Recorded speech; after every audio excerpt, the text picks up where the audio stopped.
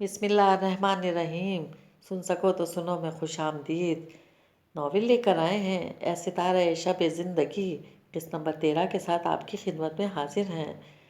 अगर आपने हमारा चैनल सब्सक्राइब नहीं किया तो प्लीज़ हमारे चैनल को सब्सक्राइब करें और बेल आइकन को प्रेस करना मत भूलिएगा ताकि आने वाली तमाम इख्तियार आपको बर वक्त मिलती रहें।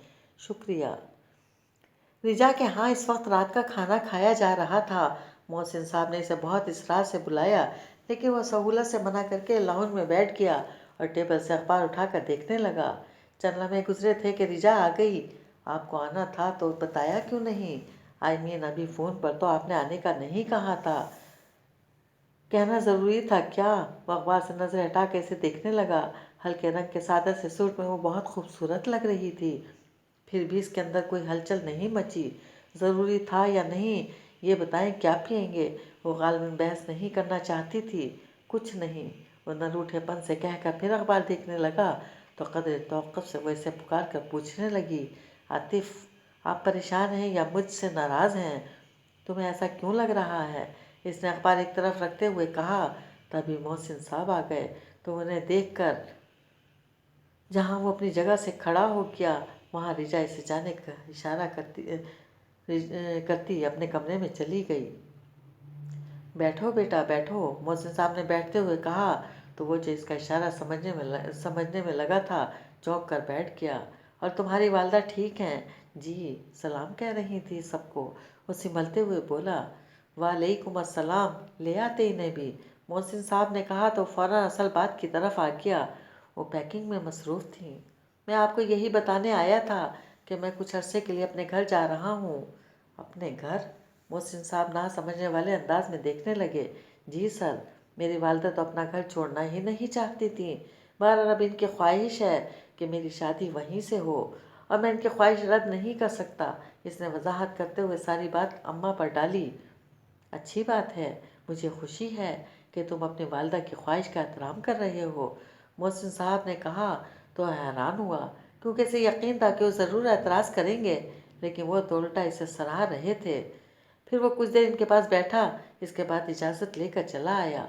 और अगले रोज़ पहले इसने अम्मा और बिया को पुराने घर छोड़ा। इसके बाद ऑफिस गया तो इसकी 3 दिन की गैर हाजिरी से बहुत काम जमा हो गया था। जब भी सारा दिन से सर खुजाने की फुर्सत नहीं मिली। ऑफ टाइम के बाद भी वो बहुत मसरूफ़ था कि फराज ने आकर वक्त का एहसास दिलाया। सर 8 बज गए हैं। 8? इसने रिस्ट वॉच पर नज़र डाली, फिर गहरी सांस खींचता हुआ बोला, पता ही नहीं चला। आप कहाँ थे? मैं साइट पर था। ये सैनिटरी के सामान की लिस्ट लाया हूँ, आप देख लें।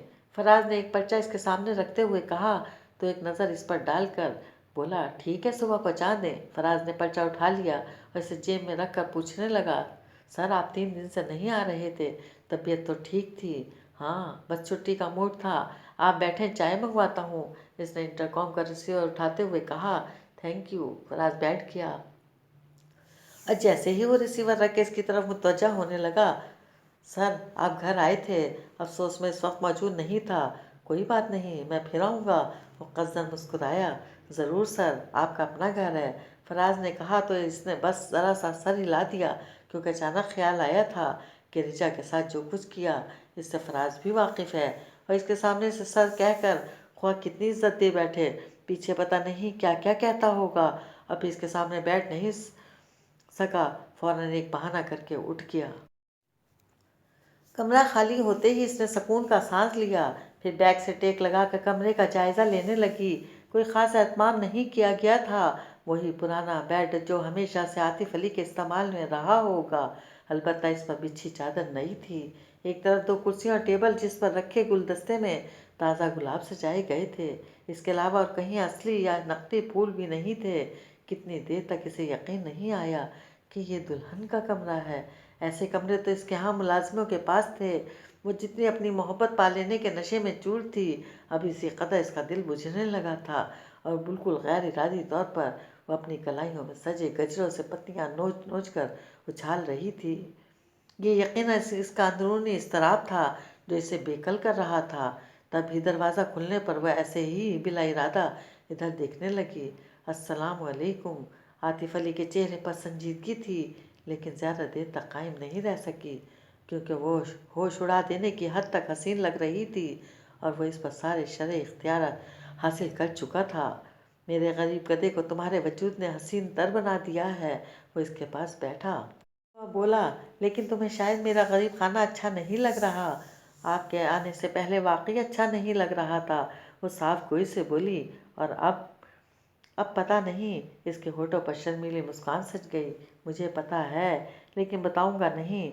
अलबत्ता ये ज़रूर कहूँगा कि तुम बहुत जालिम हो। आतिफ अली ने इसका बाजू थाम कर जोर से दबाया, फिर अपनी तरफ खींच लिया।